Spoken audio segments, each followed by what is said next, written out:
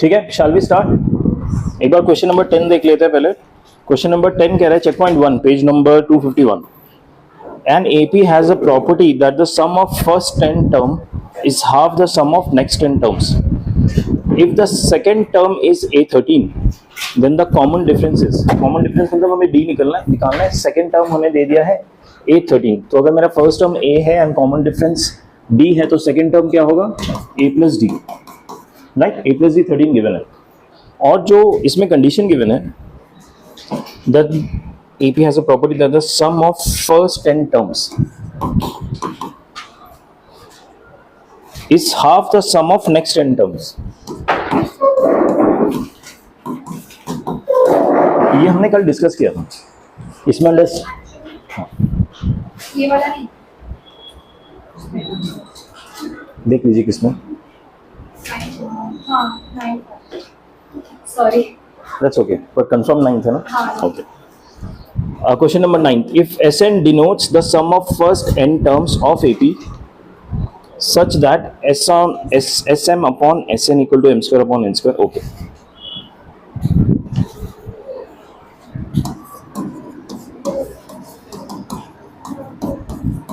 ये गिवन है हमें, ठीक है? हमें निकालना क्या है? ठीक है, ये निकालना है, ये गिवन है। इसको बस हम सिंपली क्या करेंगे ना, जो इसके फॉर्मूलाज है वो अप्लाई करेंगे। सो m टर्म्स के लिए क्या हो जाएगा फॉर्मूला?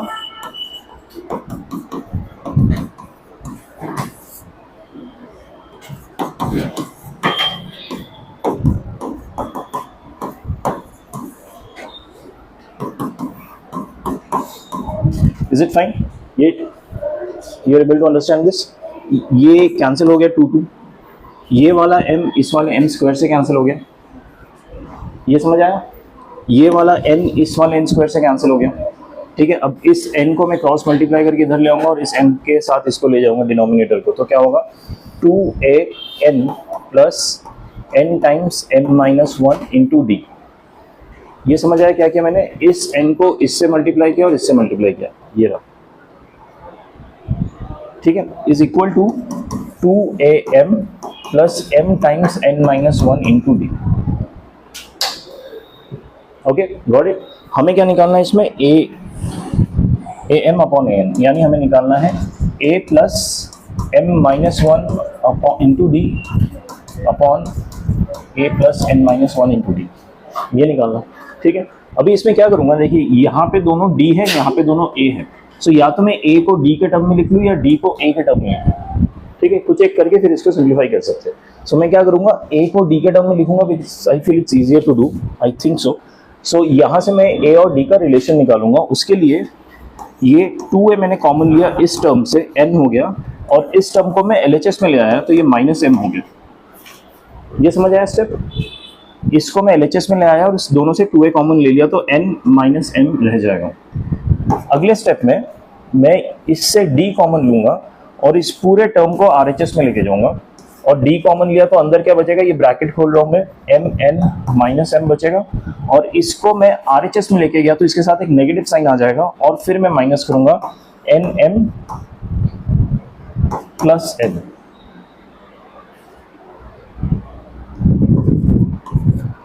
nm प्लस n, ठीक है? समझ आया? इसको मैं RHS में लेके गया पूरा नेगेटिव साइन के साथ। सो ये कैंसिल हो रहे मेरे टर्म्स, तो अब मैं क्या लिख सकता हूँ? a को d के टर्म्स में, राइट? सो a मेरा हो जाएगा, a would be equal to, इस 2 को नीचे ले जा रहा हूँ, d अपॉन 2। यहाँ पे क्या बच रहा है मेरा? m कहाँ गया? माइनस m प्लस n, यानी n माइनस m बच रहा है, ठीक है?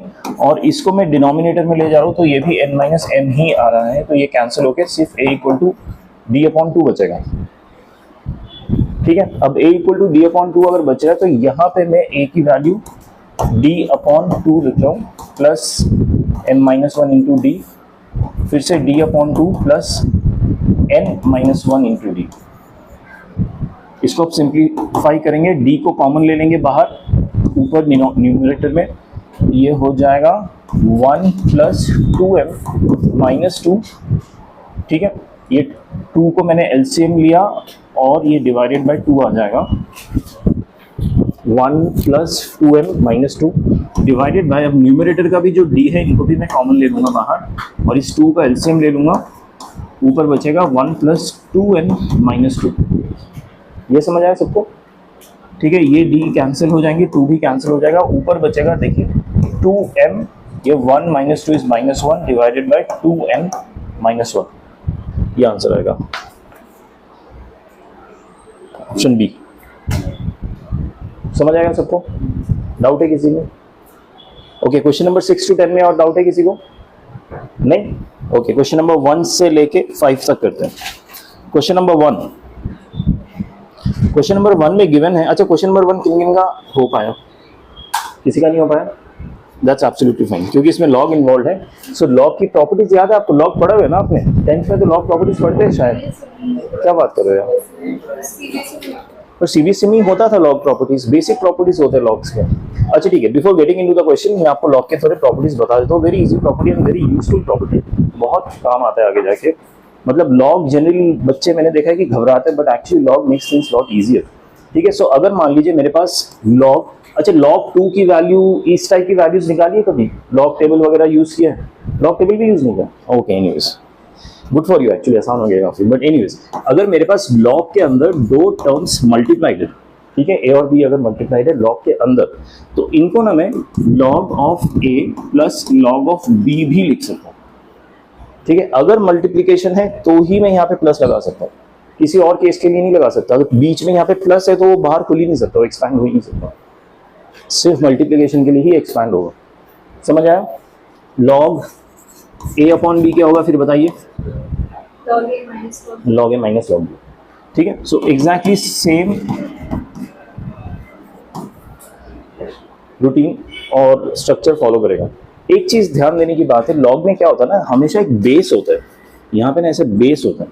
मैं ई बेस लिख रहा हूँ जो कि एक बाय डिफॉल्ट बेस रहता है, एक्चुअली बाय डिफॉल्ट 10 होता है, जैसे log टू द बेस 10 भी हो सकता है। ठीक है, 11, 12, 20, 30 कुछ भी बेस हो सकता है। अगर कुछ भी नहीं लिखा हुआ, कुछ भी नहीं लिखा हुआ ना, सो बाय डिफॉल्ट देखिए सीबीएसई के जो बुक्स है, एनसीईआरटी में अगर कुछ भी नहीं लिखा है तो वो बाय डिफॉल्ट ई लेते हैं।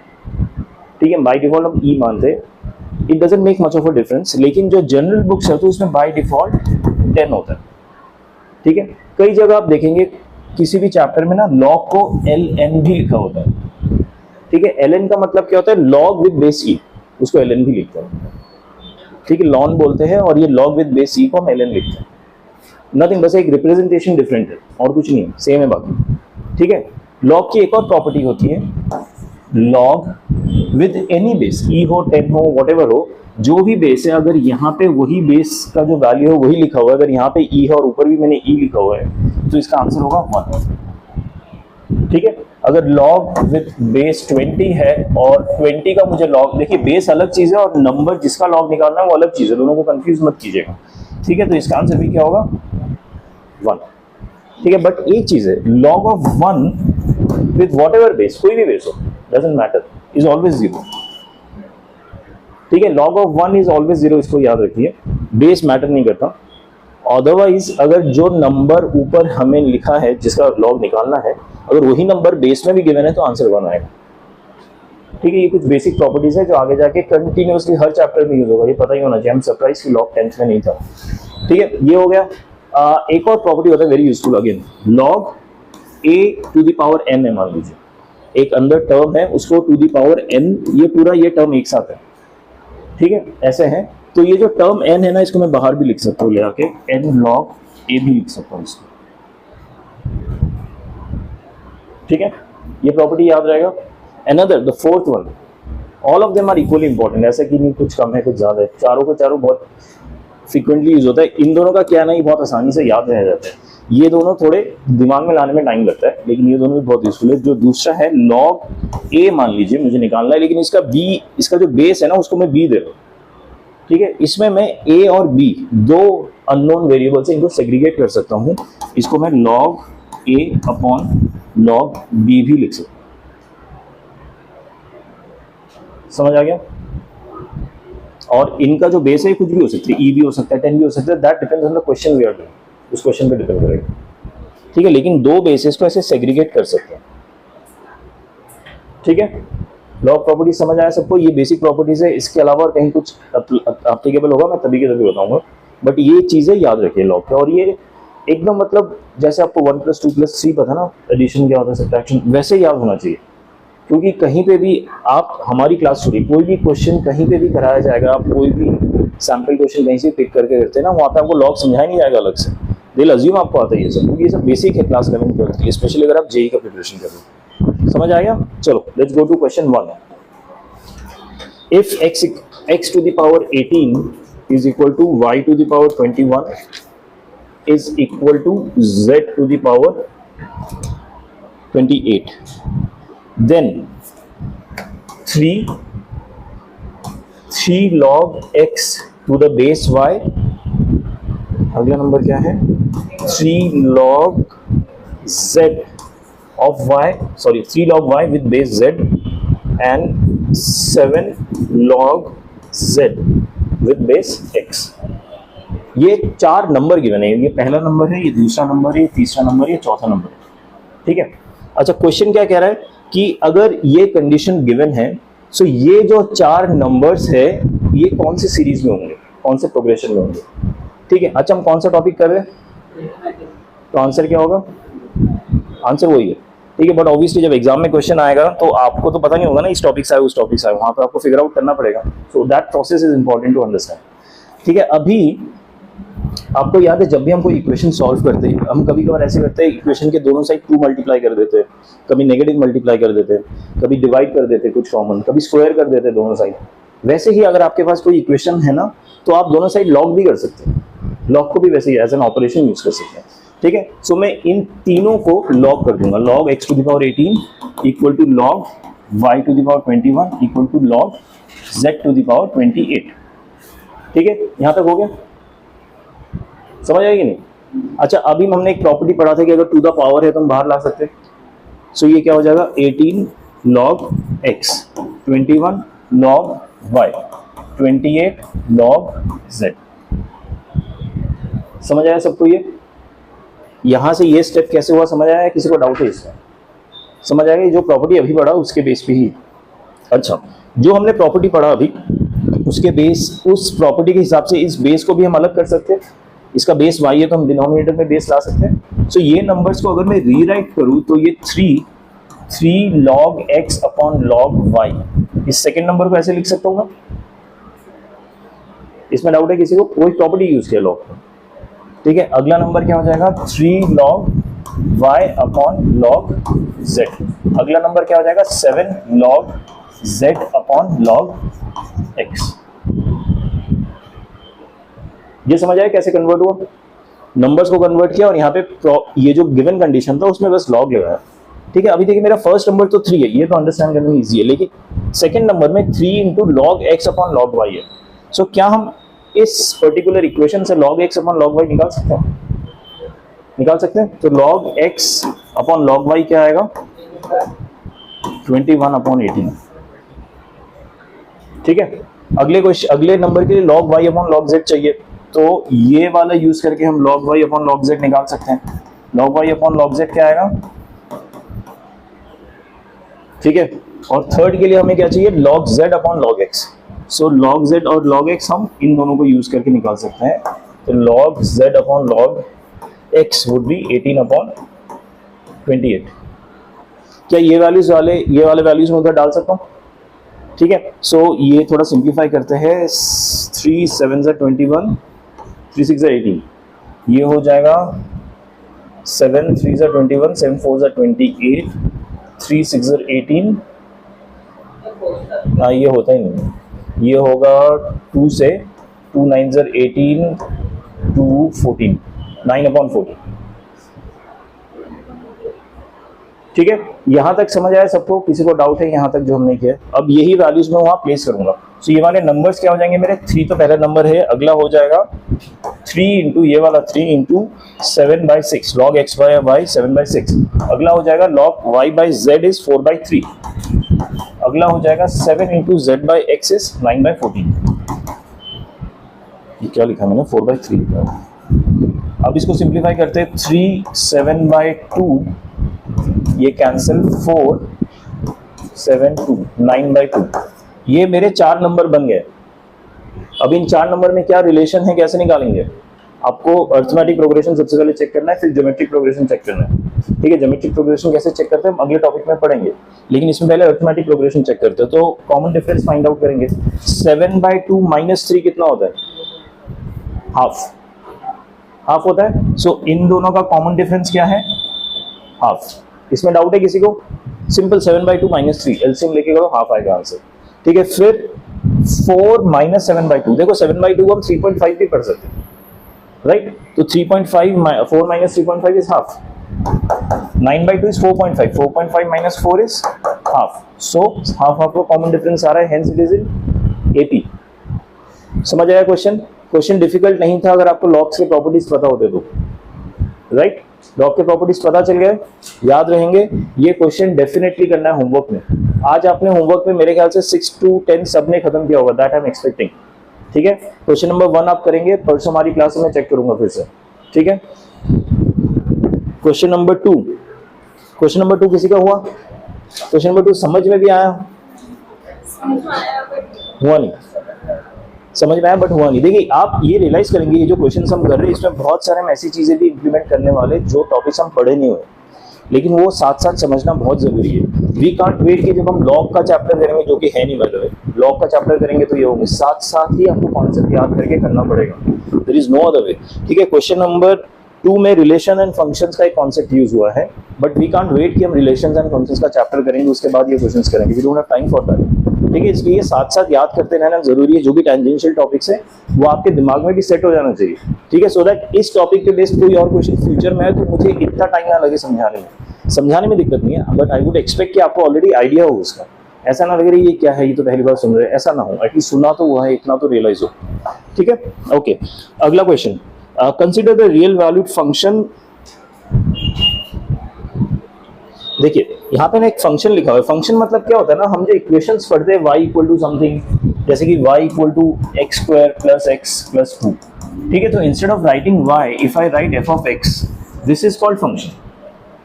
ठीक है, एक्चुअली y के साथ भी फंक्शन ही होता है, बट एक रिप्रेजेंट करने का तरीका होता है। f ऑफ x हो गया, g ऑफ x हो गया, कुछ भी लिख सकते हैं आप। बेसिकली इट रिप्रेजेंट्स कि आगे जो इक्वेशन आने वाला है उसमें x वेरिएबल है, दैट्स व्हाट इट रिप्रेजेंट्स। तो इसको फंक्शन बोला जाता है। और फंक्शन लिखने का एक तरीका होता है कि फंक्शन में अगर मैं x है, इस x में मैं क्या क्या वैल्यूज डाल सकता हूँ। ठीक है, वो हमें पहले से डिफाइन करना पड़ता है कि x में मैं क्या क्या वैल्यूज डाल सकता हूँ। इस क्वेश्चन में देखिए कि h करके फंक्शन गिवन है। इस क्वेश्चन में h है और उसके बाद ना ऐसे 0 1 2 100 तक ऐसे गिवन है, राइट? तो ये जो फर्स्ट हमारा सेट बना हुआ है, इट रिप्रेजेंट्स कि यहाँ x में मैं क्या क्या वैल्यूज डाल सकता हूँ। ठीक है, ये है x में क्या क्या वैल्यूज डाल सकता हूँ। उसके बाद जब मैं x के वैल्यूज यहाँ पे डालूंगा, मान लीजिए मैं यहाँ पे 1 डाल सकता हूँ, तो आंसर क्या आएगा? 1 + 1 + 2 4 आएगा। सो इसके बाद ना एक एरो आएगा, आपको देखिए फंक्शन में डिफाइंड है एक एरो करके, फिर r लिखा हुआ है। r मतलब क्या होता है कि इसके क्या क्या आंसर्स आ सकते हैं। समझ आया कॉन्सेप्ट? पहला सेट क्या होता है, क्या क्या वैल्यूज डाल सकता हूँ। दूसरा सेट एरो के बाद जो आता है उसको क्या कहते हैं, क्या क्या आंसर्स आ सकते हैं। ये लॉजिक समझ आया? तो ये जो वैल्यूज में डाल सकता हूं ना, इसको डोमेन भी बोलते हैं। क्या बोलते हैं? डोमेन। कई बार आपने कुछ इक्वेशंस देखे होंगे अपने बुक में कि ऐसे दिया हुआ है y = 1/x, x not equal to 0, इस तरह से कॉमा करके लिख देते हैं। ठीक है, इसी को ही डोमेन बोलते हैं कि x की वैल्यू कुछ भी हो सकती है बट 0 नहीं हो सकती। This is called domain. ठीक है, क्योंकि 0 करोगे तो अनडिफाइंड हो जाएगा, इसलिए उसको डोमेन से बाहर ही निकाल दो कि डोमेन में ही नहीं, आप 0 डाल ही नहीं सकते। ठीक है, सो ये हो गया मेरा डोमेन की x में क्या क्या वैल्यू डाल सकते हैं। और ये हो गया, वैसे ये जो r लिखा ना, ये रियल नंबर वाला r है। रियल नंबर सेट याद है r? ठीक है, इसको कहते हैं रेंज। रेंज मतलब क्या होता है, क्या क्या आंसर्स का आ सकता है उसका सेट क्या है। समझ आया डोमेन और रेंज? ठीक है, now let's come back to question. Consider real valued function h। So h मेरा एक फंक्शन वहां पे गिवन है कि जहां पे मैं x की value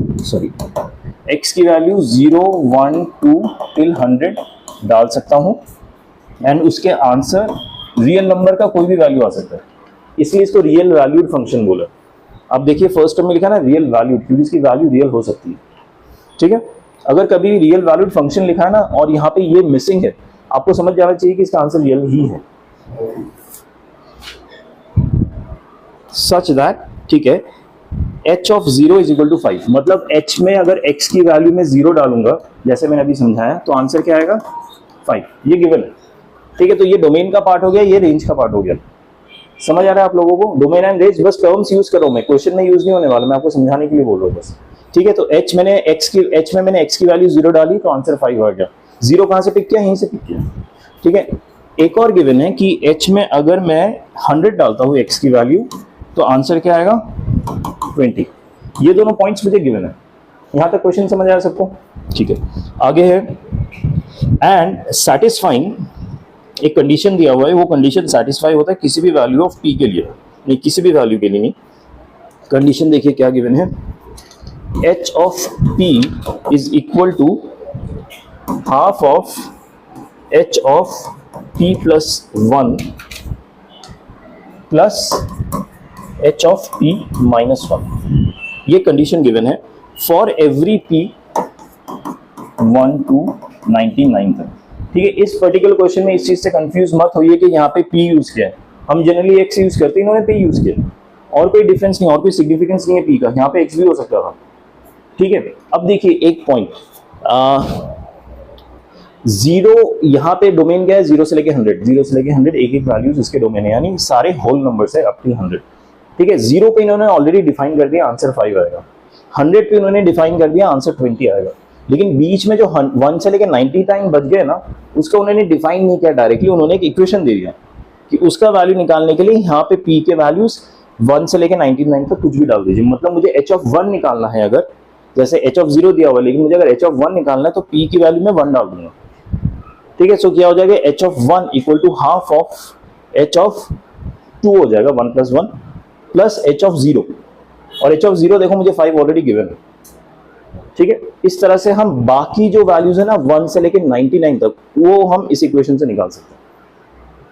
got it? Okay, before explaining this particular equation let me explain another thing. अगर मेरे पास 3 टर्म्स है, मान लीजिए A, B एंड C, जो कि अरिथमेटिक प्रोग्रेशन में है, AP में है, सो हमें पता है अगर इसका कॉमन डिफरेंस D है, सो कॉमन डिफरेंस इसका अगर मैं निकालूं तो क्या होगा, B माइनस है। इस फर्स्ट 2 टर्म से अगर मुझे कॉमन डिफरेंस निकालना तो B माइनस है, सेकेंड और थर्ड टर्म से भी निकालूंगा तो C माइनस B आएगा, और कॉमन डिफरेंस इक्वल होता है, तो क्या हम इन दोनों को इक्वेट कर सकते हैं? कर सकते हैं ना, दोनों ही कॉमन डिफरेंस ही है, राइट। और फिर मैं क्या करूंगा ना, इस B को LHS में ले जाऊंगा, इस A को RHS में ले जाऊंगा, तो देखना twice of B equal to A plus C हो गया। ये कॉन्सेप्ट हमने किसी क्वेश्चन में पढ़ा है क्या अभी तक? नहीं पढ़ा ना, ठीक है। बट ये ऐसा फॉर्मूला है अरिथमेटिक प्रोग्रेशन का जो भी अगेन फ्रीक्वेंटली यूज होगा आपके क्वेश्चंस में, ठीक है। इसलिए कॉन्सेप्ट्स पढ़ने से ज्यादा इंपॉर्टेंट है क्वेश्चंस के टेक्निक्स एंड प्रोसीजर समझना, क्योंकि उससे ज्यादा लर्निंग मिलती है। ये कॉन्सेप्ट हमारे बहुत ही कम रहते हैं, एक दिन में चाहे तो पूरे के पूरे चैप्टर के कॉन्सेप्ट्स खत्म हो जाएंगे, लेकिन क्वेश्चन साथ साथ करना इसलिए जरूरी है। इसलिए I put so much emphasis कि हम क्वेश्चन क्लास में अंडरस्टैंड करें, ठीक है। सो उसका रेसिप्रोकल काम आपको क्या करना है कि घर पे सेल्फ स्टडी में ये सब क्वेश्चंस करो, अदरवाइज भूल जाओगे सब, ठीक है। कि इतने हजारों कॉन्सेप्ट्स आने वाले ना, अभी तो दूसरा चैप्टर कर रहे हैं, बस सोचो कि 11th पूरा बचा है, 12th पूरा बचा है, ठीक है। तो इसलिए भी आप सेल्फ स्टडी के अलावा आपके पास कोई ऑप्शन नहीं है इनको याद रखने में, तो घर जाके डेफिनेटली 1 आवर एवरी डे डालना है, ठीक है। Okay, coming back to the question, 2b equal to a plus c आया समझ में सबको कि बीच का जो टर्म है उसका twice should be equal to sum of the extreme terms a plus c। समझ आया सबको ये? Got it everyone? अच्छा, अभी इसको अगर मैं सिंप्लीफाई करूं, यहाँ पे देखिए 1/2 है, क्या इसको मैं RHS में ट्वाइस ऑफ HP लिख सकता हूं, और सॉरी ये तो LHS हो गया, और RHS में h of p plus 1 plus h of p minus 1 आ गया, हो गया। क्या इसका पैटर्न इसके पैटर्न से रिप्रेजेंट कर रहा है? सिमिलर है दोनों के patterns. Twice of mid term is equal to extreme terms का सम, दैट मीन्स ये जो तीनों टर्म्स है ये किस में है? AP में है, समझ आया? ये जो मुझे इक्वेशन दिया गया है उससे मुझे ये रियलाइज हुआ कि ये तीनों टर्म एपी में है। सो अगर इसको मैं एपी फॉर्म में लिखूं, so can I right first term would be, छोटे टर्म को पहले लिख रहा हूं, H of P minus one, अगला टर्म होगा एच ऑफ पी, अगला टर्म होगा H of P plus one. मुझे कैसे पता लगे ये तीनों एपी में है? Because of the condition they have given, इससे मुझे पता लग गया ये एपी में है। ठीक है, now coming back to question,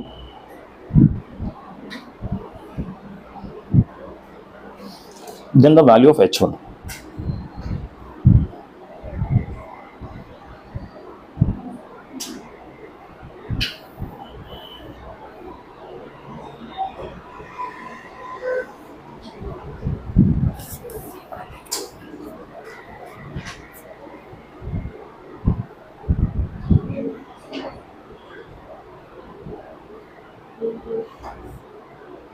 ठीक है, अब हमें इतना पता चल गया कि ये अर्थमेटिक प्रोग्रेशन में, और हमें ये भी पता है कि फर्स्ट टर्म की वैल्यू 5 है और h ऑफ 100 की वैल्यू 20 है।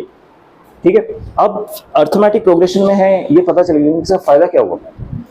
इसका कुछ फायदा भी तो होना चाहिए ना। अर्थमेटिक प्रोग्रेशन में है तो क्या मैं ये जो सीरीज है यूजिंग अर्थमेटिक प्रोग्रेशन का formula of finding nth term, क्या मैं h ऑफ 100 टर्म निकाल सकता हूँ using the formula of arithmetic progression? निकाल सकता हूँ h ऑफ, अच्छा बाय द वे ये कौन सा टर्म है? h ऑफ 100 कौन सा नंबर का टर्म होगा? मेरा जो काउंटिंग स्टार्ट हो रहा है 0 से स्टार्ट हो रहा है, ये ध्यान रखिए। ठीक है, 0 से काउंटिंग स्टार्ट हो रहा है, यानी जो नंबर 1 है ये मेरा सेकेंड टर्म है, तो नंबर 101st टर्म होगा। समझ आया? नंबर 100, ये जो टर्म की इन्होंने वैल्यू दी है, this is the 101st term answer. ठीक है, और मुझे nth टर्म की वैल्यू दी हुई है, यानी 101st टर्म की वैल्यू दी हुई है। तो अगर मुझे 101st टर्म की वैल्यू एज पर फॉर्मूला निकालना पड़ेगा, तो फॉर्मूला क्या होगा? a of first term plus n की जगह क्या आएगा? 101 आएगा माइनस 1 इंटू डी, यही होगा, राइट? ये समझ आ रहा है सबको? हमें निकालना क्या है? h ऑफ 1 निकालना है। ठीक है, अच्छा h ऑफ 1 देखिए, अच्छा ये h ऑफ 0 है, दैट्स फाइन। देखिए a 101 मतलब h ऑफ 100, ये h ऑफ 100 होगा। क्यों h ऑफ 100? इसलिए होगा क्योंकि मेरा 101st टर्म h ऑफ 100 होगा, लास्ट वाला, ये वाला। ये समझ आ रहा है सबको? वो a 101 को मैंने h ऑफ 100 क्यों लिखा? Everyone got it? Okay, a1 क्या लिखूंगा फिर बताइए? फर्स्ट टर्म क्या होगा? h ऑफ 0 या h ऑफ 0। ठीक है, प्लस ये 101 माइनस 1 क्यों लिखा पता है ना? n माइनस 1, क्योंकि 101st टर्म था, ये 100 इंटू डी हो गया। ठीक है, h ऑफ 100 की वैल्यू मुझे गिवन है 20, h ऑफ 0 को मैं इधर माइनस करके -5 कर रहा हूँ, इंटू 100 डी हो गया। तो d की वैल्यू क्या हो गई? 15/100। सो d की वैल्यू आ गई। मुझे क्या निकालना है? h1 मेरा कौन सा टर्म है? Second term, right? तो फॉर्मूला क्या निकलेगा h1 निकालने के लिए? a2 is equal to a1 plus second term है, यानी 2 - 1 इंटू डी। ये फॉर्मूला ठीक है लगाने के लिए फॉर फाइंडिंग सेकेंड टर्म, या इसमें कंफ्यूजन है? समझ आ गया? सो सेकेंड टर्म हो गया मेरा h ऑफ 1, a1 क्या गिवन है? h ऑफ 0 5 गिवन है। समझ आ रहा है? यहाँ लॉस्ट इट, सर के ऊपर से जा रहा है। ओके, 2 - 1 क्या हो गया? 1 इंटू डी कितना आ गया मेरा? 15/100। इसको मैं 0.15 लिख रहा हूँ, आंसर आ गया 5.15। चलो,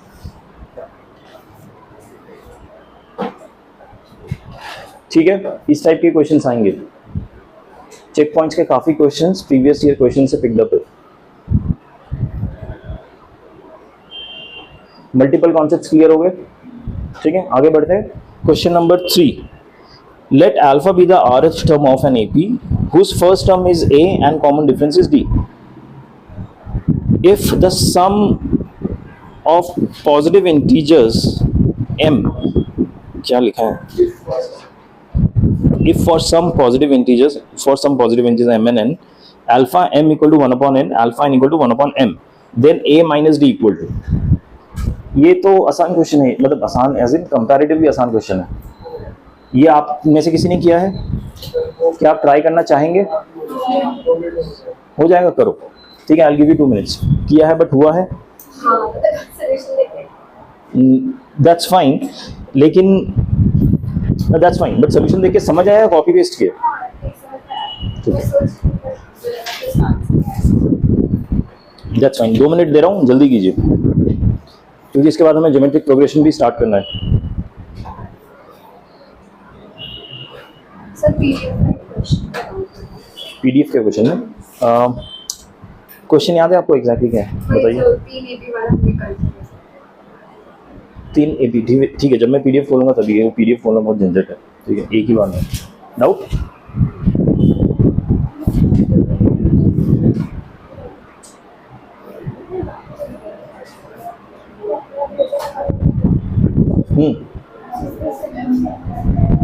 अल्फा एम, अच्छा यहाँ पे देखिए, ये जो क्या करते हैं ना, इन्होंने टर्मिनोलॉजी चेंज किया। हमने जो स्टैंडर्ड टर्मिनोलॉजी पढ़ी वो उन्होंने यूज नहीं किया।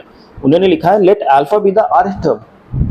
अल्फा मतलब किसी भी टर्म को हम जनरली an कहते हैं, उन्होंने बस अल्फा यूज किया इंस्टेड ऑफ a। ठीक है, let alpha be the rth term of an AP. So alpha m मतलब वो उसका mth टर्म होगा। ठीक है, सो mth टर्म का फॉर्मूला क्या होगा? a मेरा पहला टर्म हो गया, यानी अल्फा 1 प्लस ये मेरा mth टर्म है, तो m-1 इंटू डी। और अल्फा m मुझे कितना गिवन है? 1/n। So this is 1/n, ये गिवन है इक्वेशन। ठीक है, और first term by the way alpha 1 नहीं लिखना चाहिए, मुझे a लिखना चाहिए, क्योंकि वो भी गिवन है question. a is the first term, d is the common difference. ठीक है, सो दूसरे इंफॉर्मेशन के अकॉर्डिंग ये वाला इक्वेशन बन जाएगा। Alpha n is 1/m, then a minus d equal to क्या? a माइनस डी कितना, ये निकालना। सो बेसिकली ये दो इक्वेशन से तुम्हें a कैलकुलेट करना है, d कैलकुलेट करना है, और आपस में सब्ट्रैक्ट करना है। It's Fairlie easy. देखो ये दोनों इक्वेशन मिल गया, इनको क्या मैं सब्ट्रैक्ट कर सकता हूँ? सब्ट्रैक्ट किया तो ये तो कैंसिल हो गई। d का क्या हो जाएगा? देखिए d कॉमन ले लिया, m-1 माइनस n प्लस 1 हो गया। ठीक है, RHS में क्या होगा? 1 minus n minus 1/m, 1/n minus 1/m। इसको मैं सिंप्लीफाई करता हूँ तो देखिए आएगा m माइनस n। ये मैंने एलसीएम लेके सिंप्लीफाई किया। ठीक है, यहाँ पे ये कैंसिल हो गए, d into m minus n इधर भी आ गया, m माइनस n उधर भी है, तो ये पूरा टर्म कैंसिल हो जाएगा इस पूरे टर्म से। ये समझ आया? या I am going with to fast? समझ आया कि नहीं? तो d की वैल्यू क्या हो गई? 1/mn। d की वैल्यू 1/mn कैसे आया? समझ आया सबको? किसी को डाउट है उस साइड? एवरीवन? ठीक है, अगर मेरी d की वैल्यू आ गई, मैं a की वैल्यू निकाल सकता हूँ d की वैल्यू पुट करके किस भी इक्वेशन से। तो a की वैल्यू क्या आएगी? 1/n माइनस, ये माइनस हो जाएगा RHS में जाके, m-1 इंटू डी क्या है? 1/mn, यानी ये। ठीक है, ये 1/n है। एलसीएम लूंगा, mn यहाँ पे आ जाएगा, m माइनस यहाँ पे कुछ भी नहीं आएगा, ब्रैकेट खोलूंगा, प्लस 1। सो ये हो गया 1/mn। सो a की वैल्यू भी यही आ गई, d की वैल्यू भी यही आ गई, तो a माइनस डी क्या हो गया? 0। समझ आया सबको?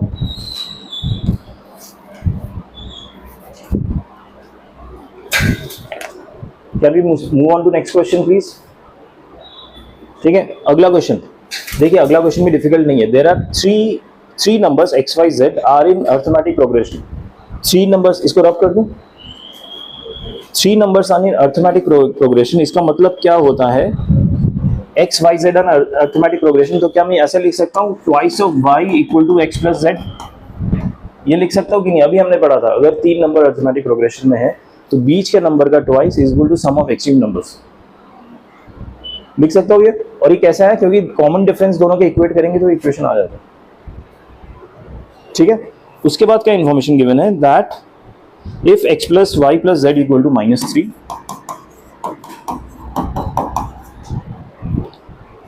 Then x square plus y square plus z square equal to what? ये कितना वैल्यू? देखिए, हम ये अर्थमेटिक प्रोग्रेशन के चैप्टर में कर रहे हैं, उसके लिए जो इन्फॉर्मेशन मिलना था हमें मिल गया, ये इन्फॉर्मेशन गिवन है, इसकी वैल्यू निकालनी है। अब ये अरिथमेटिक प्रोग्रेशन का क्वेश्चन ही नहीं रहा, ठीक है, अभी अलजेब्रा का क्वेश्चन हो गया, क्योंकि एपी की वजह से जो इन्फॉर्मेशन चाहिए था वो ले लिया हमने। अब इसको सॉल्व करना इज पार्ट ऑफ अलजेब्रा, और अलजेब्रा हमको आना चाहिए क्योंकि हम पढ़ चुके हैं, ठीक है। क्या होता है ना, लेकिन 10th तक हम इतने मल्टीपल वेरिएबल्स के अलजेब्रा करते नहीं है, सो इसलिए ये जो प्रैक्टिस है ना, इट बिकम्स इंपॉर्टेंट, ठीक है। तो मैं आपको करके दिखाता हूँ। जनरली यही स्टैंडर्ड प्रोसीजर रहता है, अगर हमें ये निकालना है तो हम इसका स्क्वायर करते हैं। अच्छा, a plus B whole square का फॉर्मूला पता है ना सबको, a plus B plus C whole square का plus 2ab plus 2bc plus 2c, same, बस एक्सटेंड कर देना।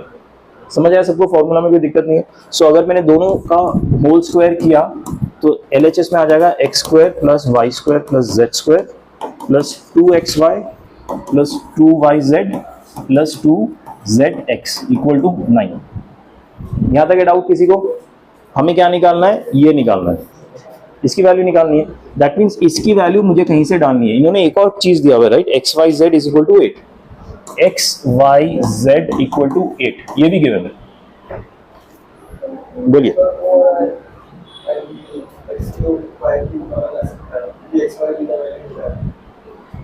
क्या होता है वो?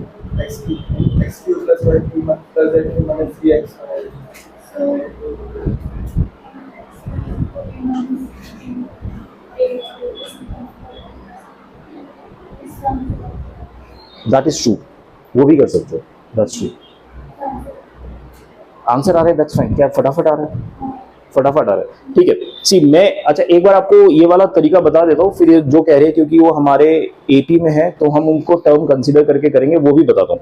इसमें क्या करना है ना, ये मेरा स्टैंडर्ड अप्रोच है, जो अप्रोच मतलब आप बाय डिफॉल्ट ले लेंगे। तो ये हमें वैल्यू निकालना है, ये दोनों कंडीशंस गिवन है, और मुझे ये भी पता है कि x y z is equal to 8 है, दैट्स ट्रू, ठीक है। तो क्या मैं इससे, ये इक्वेशन से किसी भी चीज की वैल्यू निकाल सकता हूं? आई थिंक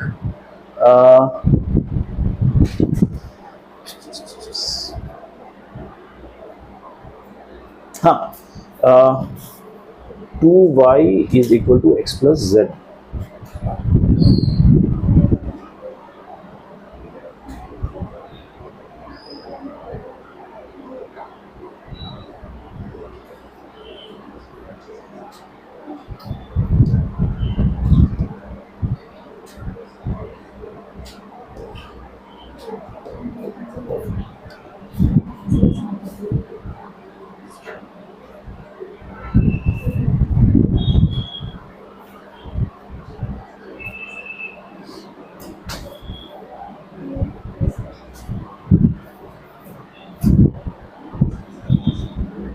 अरे यार,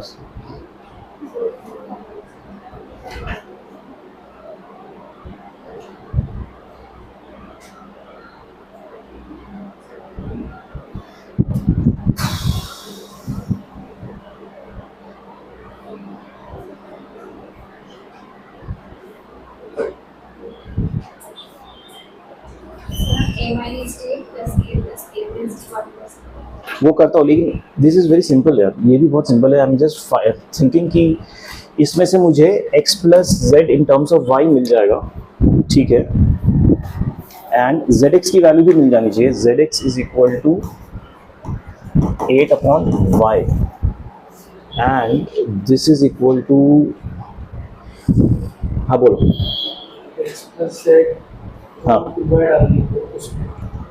किसमें? इसमें ना, हाँ दैट्स फाइन, लेकिन zx कहाँ से निकालेंगे? ओ राइट। इस क्वेश्चन में हमें x प्लस जेड दिया हुआ है, तो इसमें x प्लस जेड में 2y डाल सकता हूँ। So 2y plus y is equal to -3।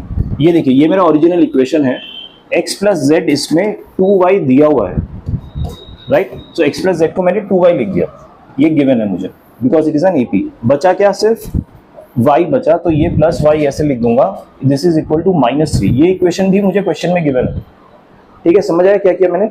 So 3y would be equal to -3, y would be equal to -1, ठीक है। y -1 आ गया। अगर y -1 आ गया तो यहाँ पे x z की वैल्यू क्या आ जाएगी? -8। सो x z की वैल्यू आ गई -8। Is it clear to everyone? अभी मैं ये सब वैल्यूज यहाँ पे प्लेस करूंगा, सो इस पूरे बड़े टर्म को मैं कैपिटल ए लिख रहा हूँ क्योंकि मैं बार बार रिपीट नहीं करना चाहता, ये वैल्यू हमें निकालना है। प्लस एक्स जेड मुझे यहाँ पे ऑलरेडी गिवन है, तो इसको मैं लिख देता हूँ ट्वाइस ऑफ -8 इक्वल टू 9। अब इन दोनों में मुझे वैल्यू डालना है। इन दोनों में देखिए ट्वाइस ऑफ y कॉमन आ जाएगा, बचेगा x प्लस जेड अंदर। समझ आया? सो x प्लस जेड की वैल्यू कितनी है? 2y। हाँ ठीक है, ये हो जाएगा 2y यानी a प्लस 4y स्क्वायर हो जाएगा। y की वैल्यू कितनी है? -1, सो -1 स्क्वायर प्लस -16 इक्वल टू 9। तो a की वैल्यू मेरी आ गई 9, ये गया +16, ये वाला जब मैं उस साइड लेके गया तो +16 हुआ। दिस इज +4, यहाँ जाके -4 हो जाएगा। So answer would be 21। ठीक है, सो ये वाला भी फटाफट हो जाएगा, इसमें भी ज्यादा टाइम लगता नहीं। समझ आया सबको? अब जो एक और तरीका वो ये सेम ही आएगा, बट दैट्स फाइन। हमें 3 टर्म दिया हुआ है x y z, तो अगर मेरा बीच का टर्म y है तो x को मैं y माइनस डी लिख सकता हूँ और z को मैं y प्लस डी लिख सकता हूँ। सर आपके पास 3y -3 है। हाँ, तो y इक्वल टू -1 आ जाएगा, तो वो एक और तरीका हो गया। ठीक है, तो इन तीनों का सम हमें इन तीनों का सम क्या गिवन है? -3। ठीक है, तो इन तीनों को सम करेंगे तो d cancel, 3y equal to -3, y equal to -1। तो ये -1 निकालने का एक फटाफट तरीका, एक और तरीका है मल्टीप्लिकेशन। नहीं, देखो अर्थमेटिक प्रोग्रेशन में हम ये टर्म्स तब लेते हैं जब हमें एडिशन गिवन होता है, तभी इनका लेने का फायदा है, क्योंकि डी कैंसिल होते हैं, अदरवाइज इनको लेने का फायदा नहीं है। मल्टीप्लिकेशन ज्योमेट्रिक प्रोग्रेशन में आता है। ठीक है, अगर आपको मल्टीप्लिकेशन दिया है अर्थमेटिक प्रोग्रेशन में तो आप स्टैंडर्ड तरीका ही लीजिए, फिर a प्लस b और a प्लस 2d ही लीजिए, क्योंकि ये वाला जो फॉर्म है ये सिर्फ एडिशन के टाइम में ही काम आता है। ठीक है, इस चीज का ध्यान रखिएगा। Okay, so question number 4 is done. Question number 5 करते हैं फटाफट। हाँ, क्वेश्चन नंबर 5 हुआ किसी का? क्योंकि इसमें ट्रिग्नोमेट्री का कॉन्सेप्ट यूज हुआ है। ट्रिग्नोमेट्री में आई एम नॉट श्योर आप लोगों ने साइन रूल पढ़ा है क्या क्लास में? 10th में साइन रूल पढ़ा है किसी ने? ओके, साइन रूल आपको बता देता हूँ। ऐसे कॉस रूल भी होगा, कॉस रूल हम बाद में पढ़ेंगे, अभी नहीं। ठीक है, अगर मेरे पास कोई ट्राइंगल गिवन है ए बी सी, ये 3 एंगल्स इसके, और इसके ऑपोजिट साइड यानी कॉरस्पॉन्डिंग साइड जो है ये ऐसे रिप्रेजेंट करता है। ठीक है, सो एंगल ए के ऑपोजिट साइड क्या है? स्मॉल ए वाला लेंथ, इसका लेंथ है ये स्मॉल ए। एंगल बी के ऑपोजिट स्मॉल बी है, एंगल सी के ऑपोजिट स्मॉल सी इसका लेंथ है। ये समझ आ गया, एक ट्रायंगल गिवन है। तो साइन रूल क्या कहता है कि साइन ऑफ एंगल ए, ठीक है, divided by its opposite side यानी value of A, this would be equal to sine of angle B divided by B, sine of angle C divided by C. समझ आया सबको? इसको क्या कहते हैं? Sine rule. Very basic rule of geometry. By the way ये CBSE का part नहीं है, तो आपको शायद स्कूल में पढ़ा ही नहीं जाएगा। ठीक है, ऐसे कोसाइन रूल भी होते हैं। ठीक है, ये इंफॉर्मेशन अपने दिमाग में रखिए। अब let's go to the question. In a triangle the 3 angles A B C are in A P. ठीक है, 3 एंगल है वो ए पी में है। ठीक है, इफ बी अपॉन सी, ये जो b upon C equal to √3/√2 given है, ये b अपॉन सी क्या है? क्या ये एंगल है? ये साइड्स के वैल्यूज है। ठीक है, angle capital A, capital B, capital C दिया हुआ है। अगर स्मॉल बी सी दिया हुआ है, दिस इज स्टैंडर्ड नोटेशन। अगर क्वेश्चन में दिया हुआ है तो कहीं पे मेंशन नहीं करेंगे ये साइड की वैल्यू है, you have to understand that. ठीक है, ये साइड्स की जो वैल्यूज है ये 3/2 में। ठीक है, then find angle A. Angle A हमें अब निकालना है, दैट इज द क्वेश्चन। ठीक है, मुझे क्या पता है कि A, capital B and capital C are in A P. ठीक है, सो अगर मैं इसका कॉमन डिफरेंस यानी 3 एंगल एपी में है तो कुछ एक पर्टिकुलर एंगल से डिफर भी करेंगे। सो अगर मैं बीच के एंगल को बी ले लेता हूं तो ए मेरा क्या बी माइनस डी एंगल हो सकता है, where d is the common difference of the angle, और सी मेरा क्या हो जाएगा? बी प्लस डी हो जाएगा। यहां तक समझ आ गया सबको? ये बी मेरा, हाँ बी बीच का है, ये इन तीनों का सम क्या होगा? Because it's a triangle given है मुझे, 180 होगा, ठीक है।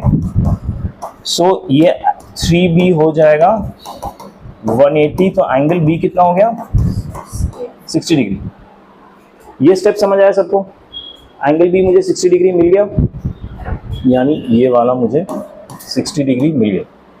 अब एंगल A निकालना है, एंगल A निकालना है, लेकिन B और C का रेशियो गिवन है मुझे। कौन सा फॉर्मूला? ये ना, हाँ वो आ जाएगा, लेकिन वही मैं कह रहा हूँ कि हमें कौन से दो पिक करने चाहिए। हमें B अपॉन C का रेशियो गिवन है, तो हम क्या करेंगे, ये वाले दो पिक करते हैं, ठीक है। क्यों? क्योंकि नीचे ये B और C ना, इसका रेशियो गिवन है, तो मेरे लिए सॉल्व करना आसान होगा, ठीक है। तो मैं इसको ऊपर ले जाऊंगा, इसको नीचे ले आ जाऊंगा, तो ये हो जाएगा sine B upon sine C is equal to B upon C। ये समझ आया? ये मैंने क्रॉस मल्टीप्लाई किया तो ये आया। ये सबको समझ आया कि नहीं? ठीक है। सो B अपॉन C की वैल्यू मुझे कितनी गिवन है, √3 अपॉन √2, ये गिवन है। अब देखिए यहीं पे इंटरेस्टिंग हो जाता है इसको सॉल्व करने का तरीका। जो हम अभी तरीके से सॉल्व करेंगे ना, इट्स मोर ऑफ अ क्या कहते हैं, जुगाड़ तरीका। इसको प्रॉपर सॉल्व करने का भी तरीका होता है, लेकिन आप ये देखिए sine of angle B and sine of angle C √3/√2। अच्छा, साइन एंगल्स के साइन वैल्यूज याद है आपको? साइन 0 कितना होता है? साइन 0 0 होता है यार। साइन 30 डिग्री कितना होता है? ये सबके साइन लिख रहा हूं मैं, 1/2। 45 ये पढ़ा हुआ है, ये भी नहीं पढ़ा हुआ है, कुछ तो पढ़ा है ना 10th में। ओके, 60 डिग्री एंड 90 डिग्री 1, ठीक है। ये वैल्यूज आपको पता है साइन के, ठीक है। अब देखिए मुझे यहाँ पे दिख रहा है sine B upon sine C is √3 upon √2। So ऊपर वाला मैं √3 अपॉन 2 टाइप्स कर सकता हूँ। अगर मैंने इसको 2 से डिवाइड कर दिया, क्योंकि मैंने न्यूमरेटर को 2 से डिवाइड किया, तो मैंने डिनोमिनेटर को भी 2 से डिवाइड करना पड़ेगा, right, so that the value doesn't change expression का। सो √2 अपॉन 2 को क्या मैं 1 अपॉन √2 लिख सकता हूँ? ये पता है आप लोगों को, ठीक है। √2 अपॉन 2 को क्या मैं √2 अपॉन इस 2 को क्या मैं √2 का होल स्क्वायर लिख सकता हूँ, राइट। अगर इसको √2 का होल स्क्वायर लिखा तो ये कैंसिल हो गया, दिस इज 1 अपॉन √2, ठीक है। सो ये जो मैंने यहाँ पे किया है √3 अपॉन 2 डिवाइडेड बाय 1 अपॉन √2, ये समझ आया क्या किया मैंने? नहीं समझा? ओके। अब क्या √3 अपॉन 2 को मैं साइन 60 डिग्री लिख सकता हूं, डिवाइडेड बाय 1 अपॉन √2 को क्या मैं कहां गया साइन 45 लिख सकता हूं? लिख सकता हूं, राइट। इसमें डाउट है किसी को?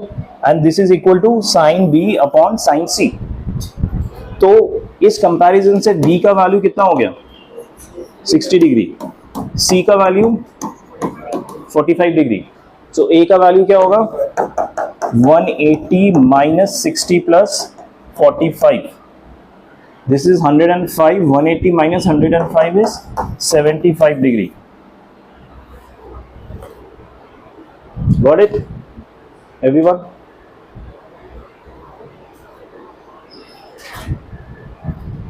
ओके, चेक पॉइंट 1 खत्म। वेरी इंपॉर्टेंट एक्सरसाइज, इसको प्लीज होमवर्क 1 से लेके 5 खत्म करना है आप सबको।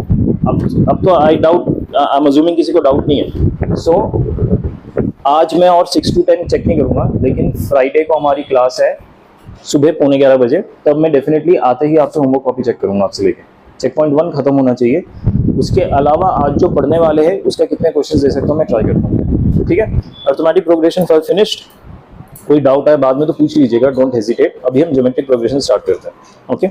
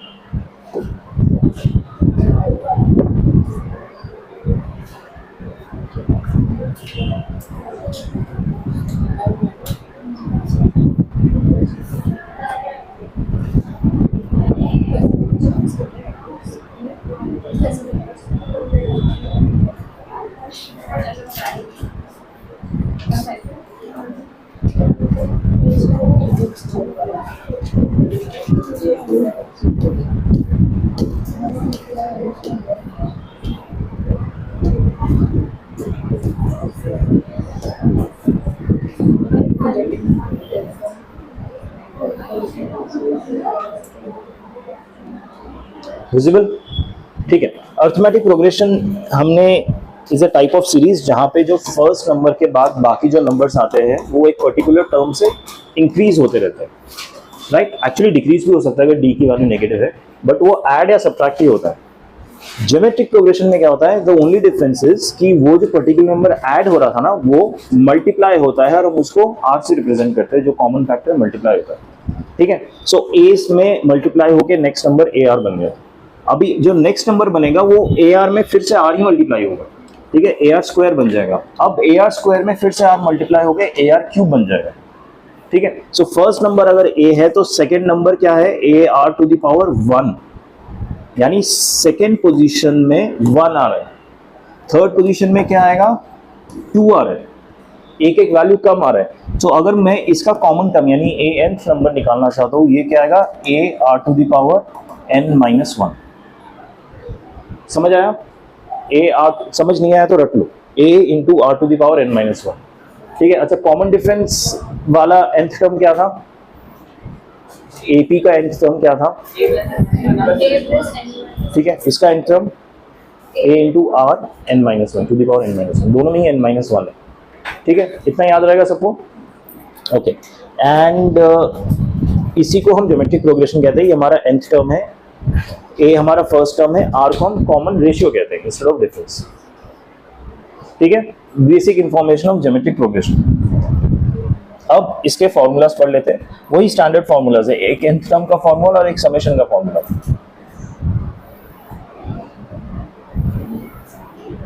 ठीक है, nth टर्म का फॉर्मूला तो अभी हमने पढ़ा, a n term is a into r to the power n minus 1। Summation का फॉर्मूला बहुत ही इंटरेस्टिंग है क्योंकि इसमें दो टाइप के सीरीज के समेशन करेंगे। एक सीरीज होता है ज्योमेट्रिक प्रोग्रेशन का, क्या वो एक सीरीज होता है ज्योमेट्रिक प्रोग्रेशन का जो फाइनाइट सीरीज होता है, जिसमें नंबर ऑफ टर्म्स लिमिटेड होता है। उसका फॉर्मूला होगा a into 1 minus r to the power n upon 1 minus r. ठीक है, r इसमें ऑब्वियसली 1 के बराबर नहीं हो सकता। कॉमन रेशियो अगर 1 हो गया तो एक ही नंबर ऐड होता जा रहा है बार बार। ठीक है, सो r इसमें 1 के बराबर नहीं हो सकता। बाय द वे r 0 के बराबर भी नहीं हो सकता। Common ratio can never be 0, otherwise कुछ कुछ नंबर अनडिफाइंड हो जाएंगे। ठीक है, so a into 1 minus r to the power n upon 1 minus r. Second होता है अगर मेरा इनफाइनाइट सीरीज है, लेकिन इसमें कंडीशन होता है जो कॉमन रेशियो है ना मेरा, वो 1 से छोटा होना चाहिए और माइनस 1 से बड़ा होना चाहिए, यानी 0 पॉइंट समथिंग होना चाहिए। ठीक है, विद अ पॉजिटिव साइन और a negative sign, it doesn't matter, लेकिन माइनस 1 और 1 के बीच का ही कॉमन रेशियो होना चाहिए। जैसे कि 1/2 एक कॉमन रेशियो जो इनफाइनाइट सीरीज के लिए वैलिड होगा टू फाइंड द समेशन। ठीक है, अगर 1 से बड़ा हो गया ना और फिर मैं समेशन निकालो तो आंसर इनफाइनाइट ही हो जाएगा उसका। ठीक है, उसका आंसर फाइनाइट तभी होता है अगर r की वैल्यू 1 से छोटी है या माइनस 1 से बड़ी है, यानी 0 पॉइंट समथिंग में होना चाहिए r की वैल्यू, तो उसका आंसर होता है a upon 1 minus r summation को। ठीक है, ये 3 formulas that's enough for geometric progression. Question में परेशान क्या करेंगे, बाकी जो टेंजेंशियल टॉपिक्स हैं या फिर क्वेश्चन का लैंग्वेज समझना। हाँ बोलिए। तो second formula is with finite number of terms. This one, या for finite number of terms, infinite number of terms. ठीक है, एक और चीज ऑब्जर्व करते हैं,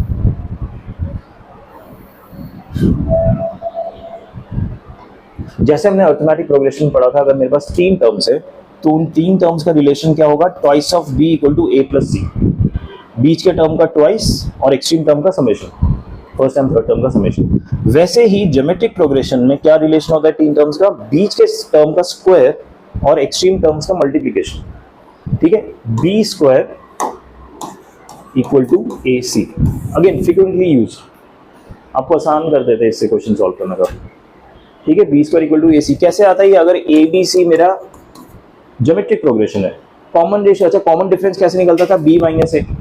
कॉमन रेशियो कैसे निकलता है, b अपॉन a, इसको डिवाइड कर देते हैं। सिमिलरली c अपॉन b भी मेरा कॉमन रेशियो होगा। यानी a nth term divided by a n minus 1 first term, ठीक है, दैट इज कॉमन रेशियो। अच्छा ये कॉमन रेशियो, अगर दोनों ही कॉमन रेशियो है तो क्रॉस मल्टीप्लाई करने पे b square equal to ac आ जाएगा, ठीक है। No term of gp can be zero, ठीक है, जीरो नहीं हो सकता, ठीक है। इसी बात पे क्वेश्चन भी करते हैं, क्योंकि पहला क्वेश्चन है इसमें मैं करके दूंगा, उसके बाद वाला आपको खुद करना है, ठीक है। पहला क्वेश्चन क्या कहता है, the first term of a GP is -3, यानी ए की वैल्यू क्या गिवन है, -3, समझ आया सबको। एंड ये ना स्क्वायर ऑफ है, यहाँ पे लिखना मिस हो गया इसलिए अलग से लिखा है, square of second term is equal to fourth term, second term का square is equal to fourth term,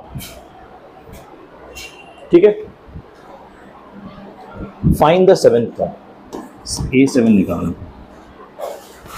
ठीक है। सो अगर मेरा पहला नंबर A है, क्या मैं कॉमन रेशियो R अज्यूम कर सकता हूं? R अगर मैंने अज्यूम किया तो मेरा सेकेंड नंबर क्या होगा, A इंटू R,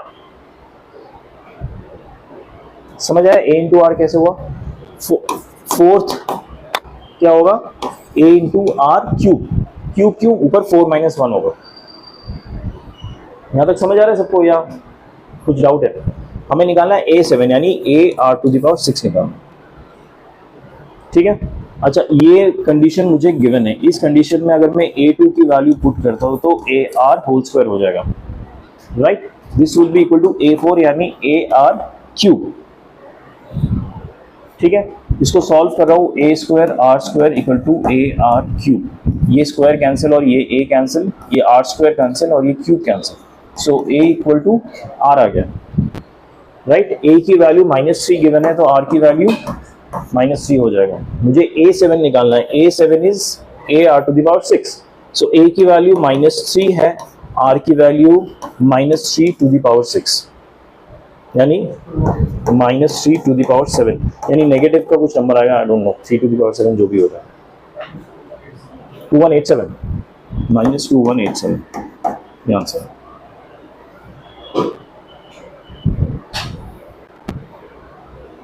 समझा? कोई डाउट?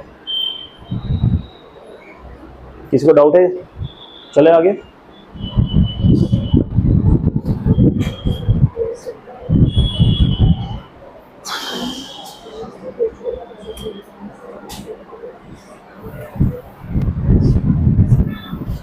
देखिए ये एक और क्वेश्चन है, in a GP we have A1 A2 and A3 equal to 13, ठीक है, एंड A1² A2² और A3² का sum is equal to 91, find R। R क्या होता है? Common ratio. अच्छा आप लोगों को याद है जब हम AP के क्वेश्चन करते थे और हमें 3 टर्म्स अज्यूम करने थे तो हम क्या करते थे, A - D, A और A+D, लेकिन उसमें कंडीशन क्या होता था कि तीनों का समेशन गिवन होना चाहिए, तभी वो अज्यूम करके फायदा, नहीं तो फायदा नहीं है। वैसे ही ना जीपी में भी हम अज्यूम कर सकते हैं, जीपी में हम मिड टर्म को A अज्यूम कर सकते हैं, इसके प्रीवियस टर्म को A/R अज्यूम कर सकते हैं और थर्ड टर्म को AR अज्यूम कर सकते हैं, ठीक है। लेकिन इसका फायदा कब होगा, जब इसका प्रोडक्ट गिवन होगा। यहाँ पे समेशन का फायदा नहीं, क्योंकि समेशन करने पे कुछ हट ही नहीं रहा, लेकिन अगर प्रोडक्ट गिवन है तो मेरे R कैंसिल हो जाते हैं और A³ कुछ एक टर्म आ जाएगा और A की वैल्यू निकल आएगी, एटलीस्ट एक वैल्यू तो निकल आती है एक इक्वेशन से, ठीक है। सो क्या इस क्वेश्चन में अगर मैं जीपी के टर्म्स ऐसे अज्यूम करूं तो कुछ बेनिफिट मिल रहा है मुझे? कोई बेनिफिट नहीं मिल रहा, ठीक है। तो इसको अज्यूम करके फायदा नहीं है, I will rather stick to first term as A, second term as AR and third term as AR², ठीक है। सो अगर मैं फर्स्ट टर्म A और ऐसे रखूं तो मेरा इन तीनों का सम क्या गिवन है, 13, A कॉमन लिया तो 1 + R + R² इज 13, ठीक है। यहां तक समझ आ गया सबको? ओके अब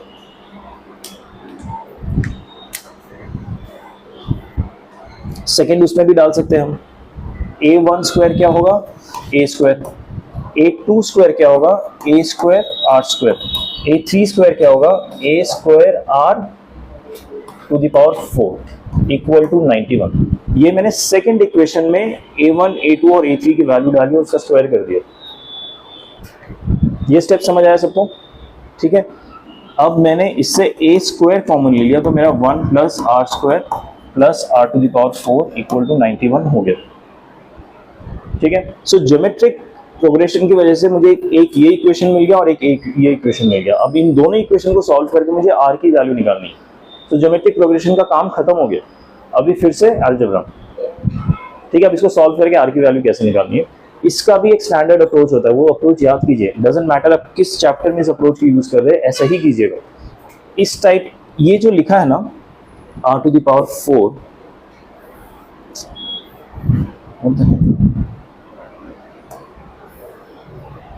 ठीक है, इसको मैं एक होल स्क्वायर में कन्वर्ट करने की कोशिश करूंगा। ठीक है, होल स्क्वायर में कैसे कन्वर्ट कर सकते हैं, r टू द पावर 4 को मैं r स्क्वायर का होल स्क्वायर लिख सकता हूं। ठीक है, अब होल स्क्वायर में कन्वर्ट करने के लिए ना मैं इसके साथ एक 2 इंटू आर स्क्वायर मल्टीप्लाई करने वाला टर्म लिखूंगा। समझ आया क्या किया मैंने? ठीक है, एंड इंटू एक 1, ये बेसिकली मैं a plus B whole square के टर्म्स में लाने की कोशिश कर रहा हूँ।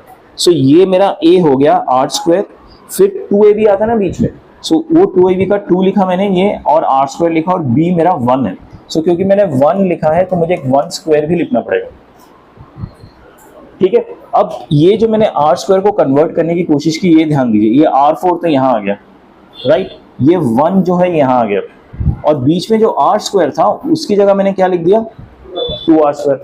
तो मुझे एक r स्क्वायर हटाना भी पड़ेगा, क्योंकि ऐसे 2r स्क्वायर तो अपने मर्जी से लिख नहीं सकते, तो मुझे एक माइनस r स्क्वायर भी करना पड़ेगा। समझ आया ये सबको क्या किया मैंने? और ये बहुत ही स्टैंडर्ड प्रोसेस है, अब किसी भी चैप्टर के किसी भी क्वेश्चन में इस टाइप का अलजेब्रा आता है तो आप कीजिए वैसे। ठीक है, सो अब क्या ये वाला जो टर्म्स है 3, इसको मैं आर स्क्वायर प्लस 1 का होल स्क्वायर लिख सकता हूँ? लिख सकता हूँ। क्या हो जाएगा अगर होल स्क्वायर को एक्सपैंड किया, r to the power 4, 1 square is 1 ये रहा, और 2 इंटू आर स्क्वायर इंटू 1 ये रहा। इस वाली स्टेप से, इससे, ठीक है। अभी ये स्टेप में ये टर्म्स कहाँ से है ये तो पता ही है ना, मैंने उस इक्वेशन में ए आर स्क्वायर और ए आर स्क्वायर और ए आर की वैल्यू डाल दी, तो ये इक्वेशन आ गया। अभी इसको मैं फैक्टराइज करने की कोशिश करूँ, I am trying to create factors out of it.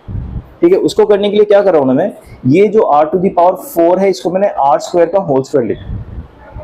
क्यों ऐसा कर रहा हूँ वो बाद में समझ आएगा।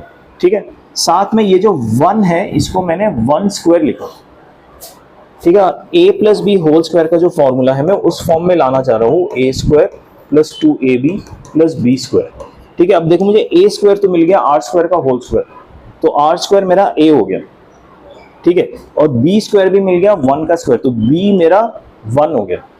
a क्या हो गया, r स्क्वायर हो गया, b मेरा 1 हो गया। बीच में मुझे 2ab चाहिए, तो एक मैंने 2 अलग से लिख दिया, a मेरा r स्क्वायर है और b मेरा 1 है। ये मैंने खुद से इंसर्ट कर दिया ताकि ये मेरा होल स्क्वायर फॉर्म हो जाए।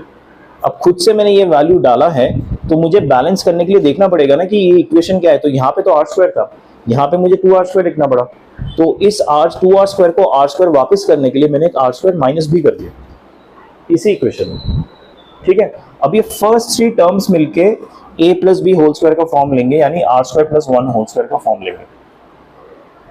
ये समझ आएगा, लेकिन ये बाद में मैंने ये माइनस किया हुआ ना, तो ये भी लिखना पड़ेगा साथ में मुझे। समझ आया पक्का?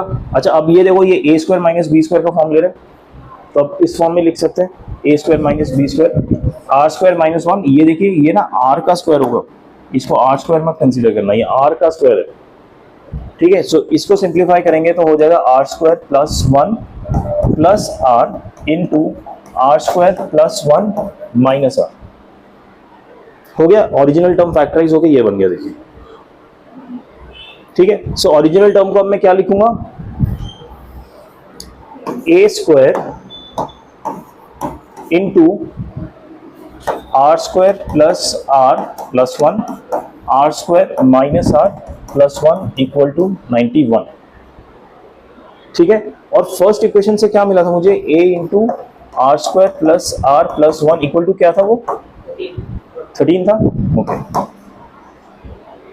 अच्छा, इनको अगर मैं डिवाइड करूं तो ये वाला टर्म पूरा कैंसिल हो रहा है क्या? ए से ए भी कट जाएगा। सो इनको मैं डिवाइड कर दूं, डिवाइड करने पे मुझे वैल्यू मिल रहा है a times r square minus r plus 1 equal to 19/13। 19/13 क्या होता है? 7 3 7।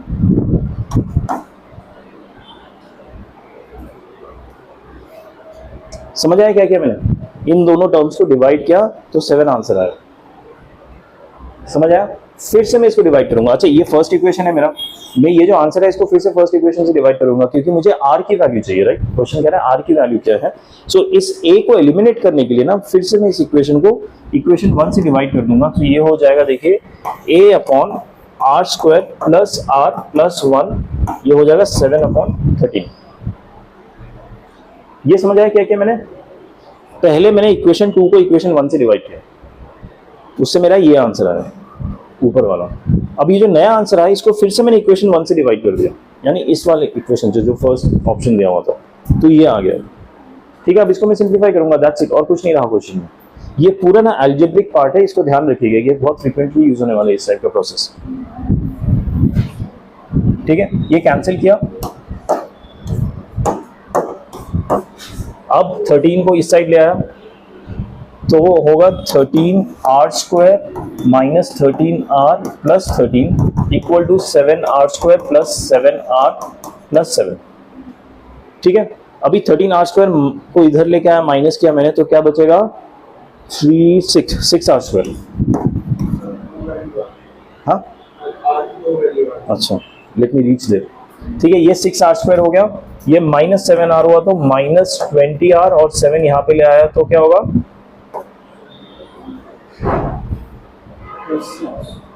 Plus 6 equal to 0। ये क्वाड्रेटिक इक्वेशन बन गया। क्वाड्रेटिक इक्वेशन सॉल्व कैसे करते हैं?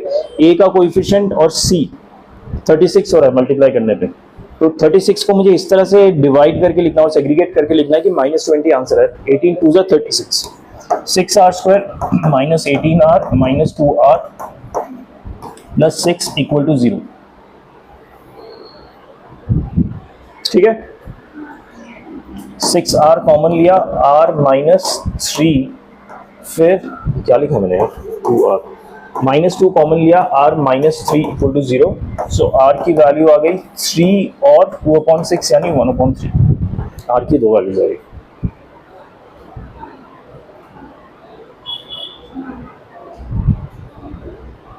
छोटा सा क्वेश्चन है, इतना लंबा सोल्यूशन है, ऐसे ही होने वाला। क्वेश्चन समझ आया सबको? क्वेश्चन के इनिशियल स्टेप्स में हमने ज्योमेट्रिक प्रोग्रेशन के लॉजिक्स यूज करके 2 इक्वेशन बना लिए। उन 2 इक्वेशन को सॉल्व करके आर की वैल्यू निकालने के लिए मैंने पूरा अलजेब्रा का लॉजिक यूज किया। ठीक है, इस चीज का ध्यान रखिएगा।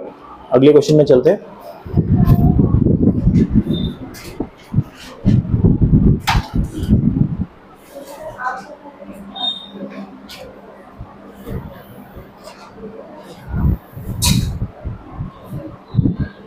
Sum of infinite number of terms in a GP is 20 and sum of their square is 100. Then find the common ratio of GP. ठीक है, अगर मेरा फर्स्ट टर्म A है और कॉमन रेशियो R है, इसमें ये ध्यान देना कि R has to be less than 1 and greater than -1, ये हमारा अजम्पशन है। Sum of infinite numbers of a term in GP is 20. So as per our formula याद है आपको? a/1 माइनस r होता था। इनफाइनाइट नंबर ऑफ टर्म्स का सम 20 है। ये मैंने बस फॉर्मूला यूज किया, इनफाइनाइट नंबर ऑफ टर्म्स का सम। ठीक है, a/1 minus r is 20 and sum of the square is 100। अच्छा, अभी स्क्वायर करेंगे तो टर्म्स क्या बनेंगे? देखिए, पहला टर्म a स्क्वायर बन जाएगा, राइट? सेकेंड टर्म क्या बनेगा?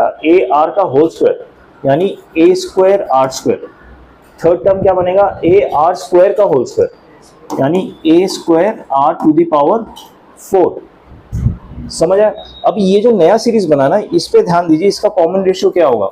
ये ar square upon a square होगा, यानी इसको अगर हम डिवाइड करें तो रेशियो r स्क्वायर आ रहा है, इन दोनों को डिवाइड करें तो रेशियो क्या आएगा?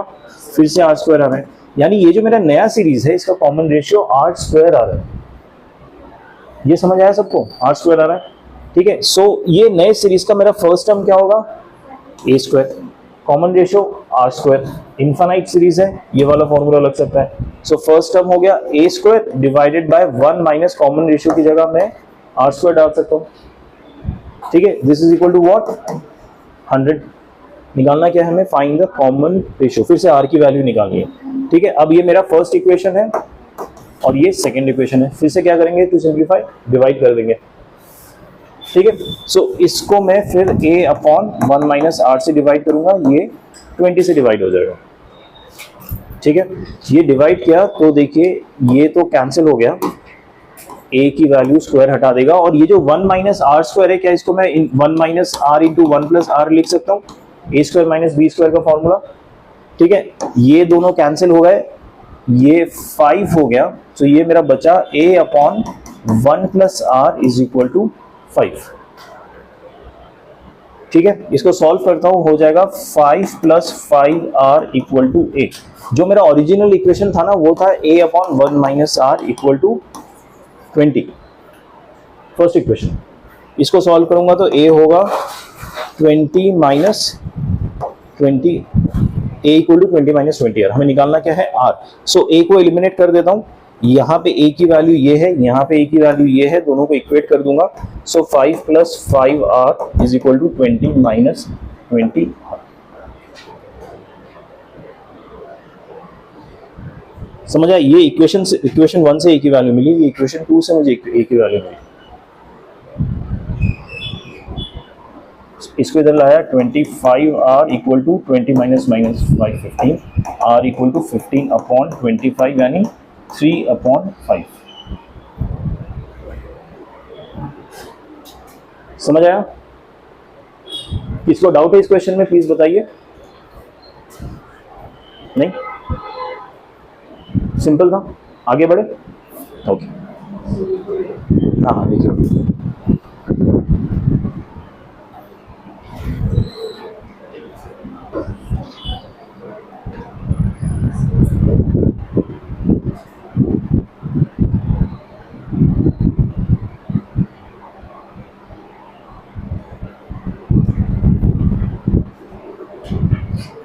okay, moving on.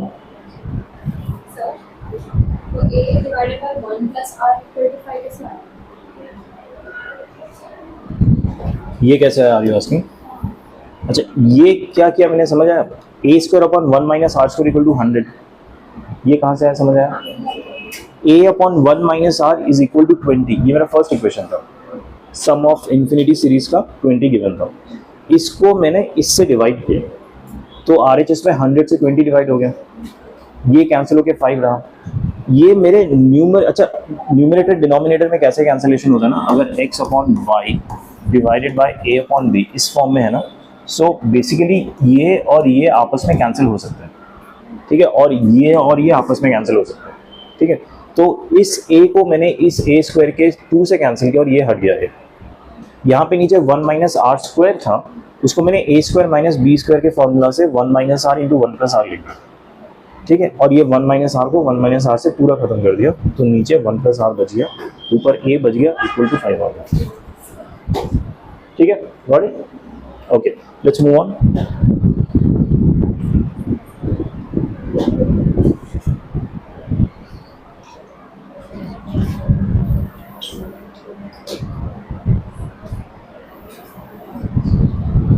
एक और क्वेश्चन, अनफॉर्चुनेटली ऐसे क्वेश्चंस मिल नहीं रहे मुझे जो मैं तुम लोगों को दे सकूं, क्योंकि हर एक क्वेश्चन में ना कुछ नया नया आ जाता है, तो मुझे ही खड़े रहने पड़ता पूरा नहीं, बट एनीवेज ठीक है। इसका सम निकालना है, सम, और ये अगेन इन्फिनिट सीरीज है, ठीक है।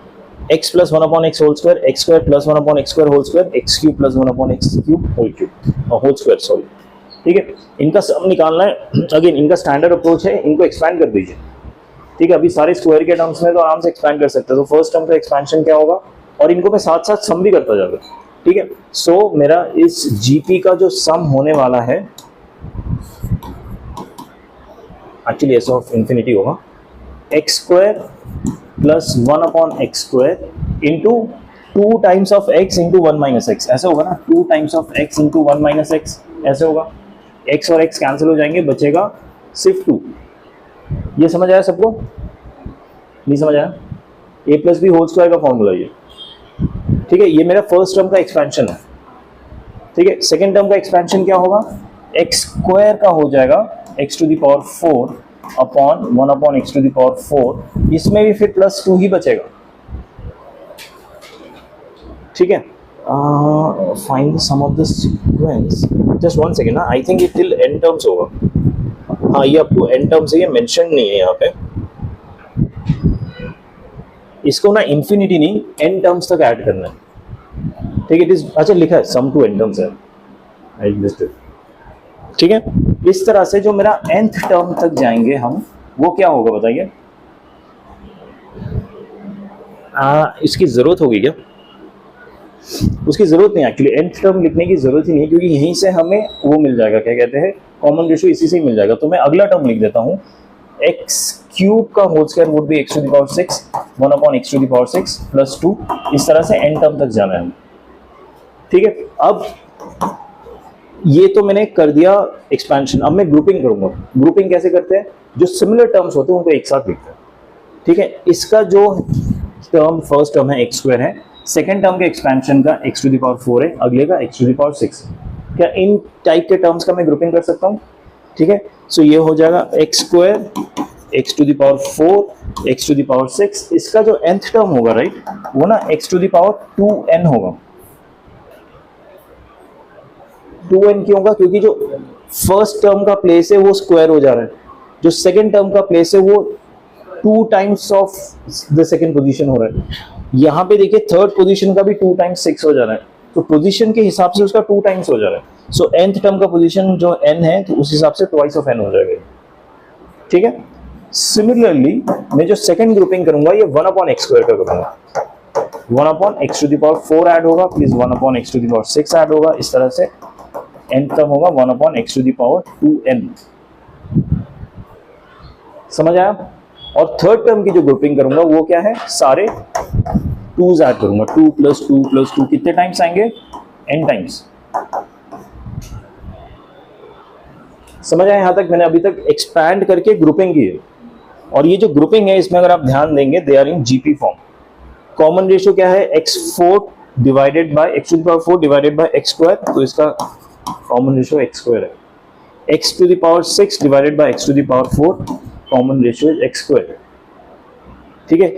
इसमें कॉमन रेशियो क्या है, 1 upon x to the power 4 divided by 1 upon x to the power square, ये कैंसिल हुआ, 2 बचा, तो 1 upon x to the power square is the common ratio है, ये इसका कॉमन रेशियो है। समझ आ रहा है सबको, ठीक है। अब इसको मैं सॉल्व करता हूं आगे। दिस वुड बी ए मेरा हो गया x to the power square, कौन सा फॉर्मूला लूंगा, ये वाला, ये मेरा सम का समेशन का फॉर्मूला है, ठीक है। तो फर्स्ट ए लिख दिया एक्स स्क्वायर, आर क्या करना है हमें, कॉमन रेशियो एक्स स्क्वायर है, आर भी मेरा एक्स स्क्वायर है, to the power n minus 1 divided by x square minus 1। ये क्या किया मैंने, समेशन का फॉर्मूला लगाया अप टिल n टर्म्स, ये समझ आया फर्स्ट ग्रुपिंग का। सेकंड ग्रुपिंग एग्जैक्टली सेम, बस एक्स स्क्वायर की जगह 1 अपॉन एक्स स्क्वायर हो जाएगा, यहाँ पे 1 upon x square to the power n minus 1 divided by 1 upon x square minus 1, ठीक है। अब 2 को अगर मैं n टाइम्स ऐड करूं तो क्या होता है, अच्छा 2 को अगर 3 टाइम्स ऐड करूं तो 2 इंटू 3 6, 10 टाइम्स ऐड किया 2 into 2 into 2 plus 2 plus 2 10 times, तो 2 इंटू 10 20, तो 2 को अगर मैंने n टाइम्स ऐड किया 2n, ठीक है। यहां तक सॉर्टेड है, okay.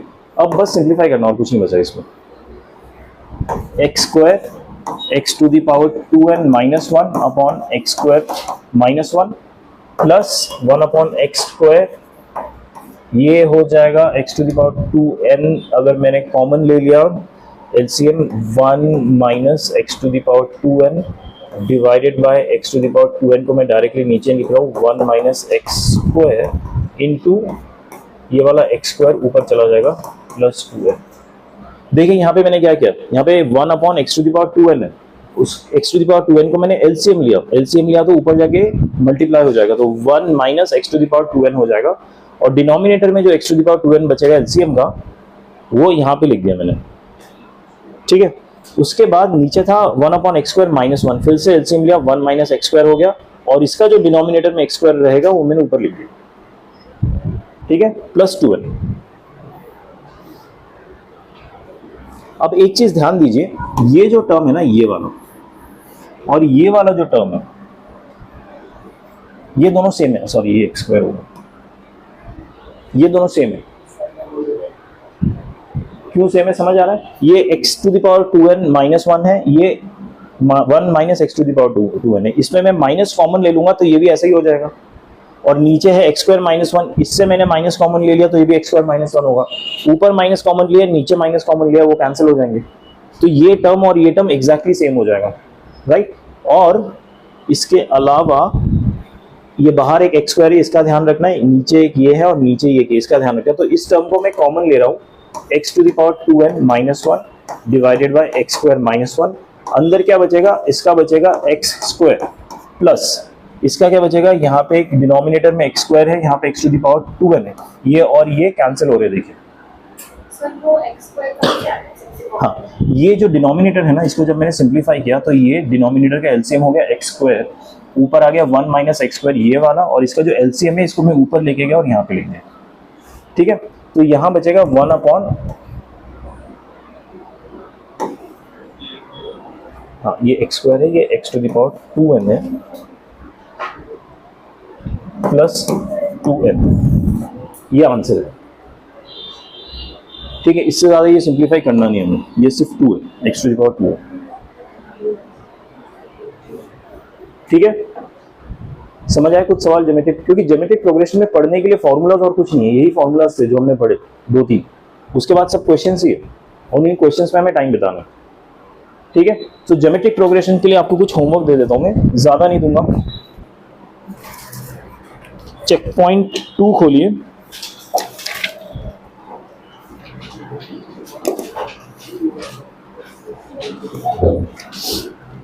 Check point 2 question number 1।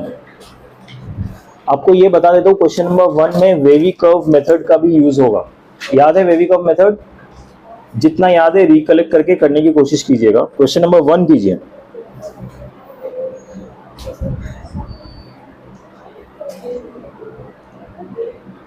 Question number 4 कीजिए। 1, 4, 5 and 7.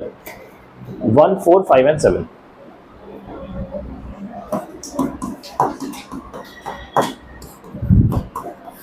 चेक पॉइंट 2 का ये, ठीक है।